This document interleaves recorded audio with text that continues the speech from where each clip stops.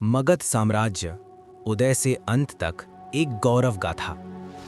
गंगा की पवित्र धारा के किनारे बसा एक छोटा सा जनपद मगध। शुरुआत में ये केवल एक साधारण राज्य था, पर समय ने इसे भारतवर्ष की राजनीति, संस्कृति और विचारधारा का केंद्र बना दिया।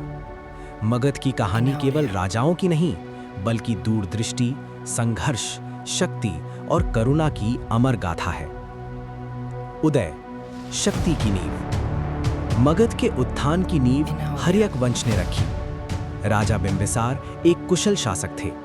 उन्होंने विवाह संधियों, कूटनीति और सैन्य शक्ति से राज्य का विस्तार किया।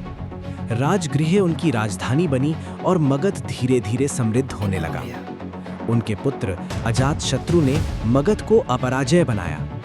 वज्जी संघ जैसे शक्तिशाली गणराज्य को पराजित कर उन्होंने ये सिद्ध कर दिया कि संगठित शक्ति के सामने कोई भी बाधा स्थायी नहीं होती। इसी काल में पाटलिपुत्र का उदय हुआ, जो आगे चलकर भारत की सबसे महान राजधानियों में गिनी गई। विस्तार, साम्राज्य का स्वरूप। इसके बाद नंद वंश का शासन आया।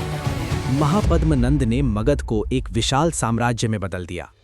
उनकी सेना इतनी शक्तिशाली और राज्य इतना समृद्ध था कि विदेशी आक्रमणकारी भी मगध से टकराने से हिचकते थे। यही वो समय था जब मगध उत्तर भारत की सर्वशक्तिमान शक्ति बन चुका था। स्वर्ण युग, मौर्य साम्राज्य।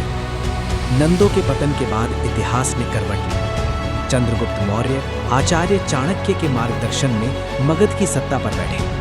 उन्होंने एक ऐसे साम्राज्य की स्थापना की जो अफगानिस्तान से लेकर बंगाल तक फैला था।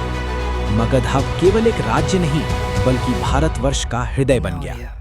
अशोक, शक्ति से करुणा तक। मौर्य वंश का शिखर थे सम्राट अशोक। कलिंग युद्ध ने उन्हें विजेता तो बनाया, लेकिन मानवता के सामने पराजित कर दिया। हजारों मृत शरीरों के बीच खड़े होकर अशोक ने युद्ध का मार्ग त्याग दिया और धम्म का पथ अपनाया।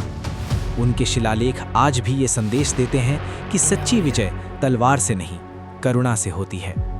मगध अब नैतिकता, अहिंसा और संस्कृति का प्रकाश स्तंभ बन चुका था। पतन, ढलता हुआ सूरज। अशोक के बाद मौर्य साम्राज्य कमजोर होने लगा। कमजोर उत्तराधिकारी, आंतरिक संघर्ष और प्रशासनिक शिथिलता ने मगध की शक्ति को क्षीण कर दिया। शुंग, कण्व और बाद में गुप्त शासकों ने इस भूमि पर शासन किया, पर वो राजनैतिक वैभव फिर कभी पूरी तरह लौट न सका। अंत नहीं, अमर विरासत। मगध का साम्राज्य भले ही इतिहास में विलीन हो गया, पर उसकी विरासत आज भी जीवित है। बुद्ध और महावीर की शिक्षाएं, चाणक्य की राजनीति, अशोक का धम्म, ये सब मगध की अमर देन है। मगध समाप्त नहीं हुआ, वो भारत की चेतना में समा गया। यही उसकी सबसे बड़ी विजय है।